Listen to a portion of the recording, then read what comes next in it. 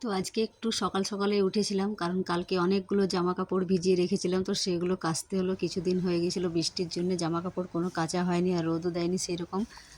তো শুভ সকাল বন্ধুরা, তোমরা সবাই কেমন আছো? আশা করছি ভালো আছো আর আমিও ভালো আছি। তো দেখো এদিকে আমি রান্না বসিয়ে দিয়েছি, ডিম আর আলু কেটে বসিয়ে দিয়েছি ইন্ডাকশানের মধ্যে।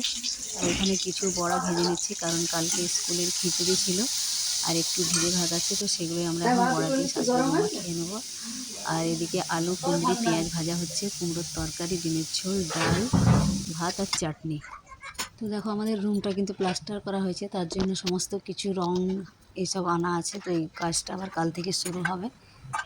তো দেখো বারান্দার মধ্যে সমস্ত জিনিস কিন্তু বের করানো আছে। এদিকে ফ্রিজ, আলনা, আয়না সমস্ত কিছু, মানে বারান্দার মধ্যে এক ফোঁটাও জায়গা নেই। খুবই অসুবিধার, বাড়িতে কাজ হলে তো কিছু বলারই নেই, প্রচণ্ড হ্যাপা হয়।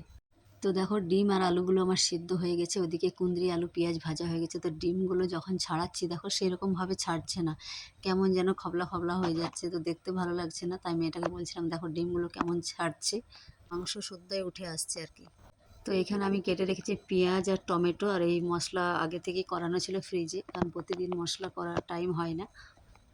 তো ডিমগুলো তেলের মধ্যে দিয়ে ভেজে নিলাম।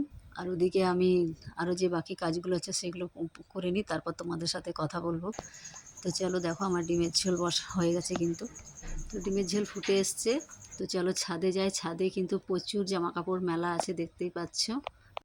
তো মেঘলা মেঘলাও করছে, আবার রোদও দিচ্ছে, মানে একবার করে ছাদে এসে দেখে যাচ্ছি বৃষ্টি পড়ছে কি না। তো এখন পড়েনি সেই রকম। তো নিচে থেকে ছেলের ডাক শুরু হয়েছে, দেখি কি বলে। হ্যাঁ ছাদে আছি। দেখো কত কাপড় কেচেছি, দেখতে পাচ্ছ তোমরা? কি হলো? দেখো এখন দুপুরবেলায় কে বিস্কুট খায় রে? হুম, কে বিস্কুট খায় এখন? তো মেঘ কিন্তু সেরকম ভাবে এখনো পরিষ্কার হয়নি। তো আজকের মতো এইটুকুই, সবাই ভালো থেকো, আমার পাশে থেকো বন্ধুরা। আমি